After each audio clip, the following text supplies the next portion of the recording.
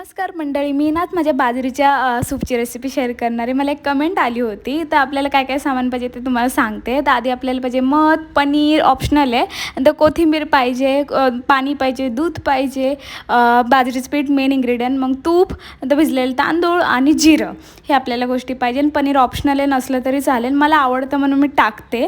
तर आधी ना कढई गरम करून घ्यायची आणि त्यात तूप टाकायचं आणि मी पनीर फ्राय करून घेते. मला आवडतं खायला, मी ऑप्शनल आहे म्हणले तुम्हाला. नंतर बाजरीचं पीठ टाकायचं, त्याच तुपामध्ये थोडं जास्त ॲड करायचं तूप आणि त्यात जिरं टाकायचं आणि फ्राय करून घ्यायचं. मिक्स एकदम गोल्डन कलर येतो बाजरीच्या ह्याला.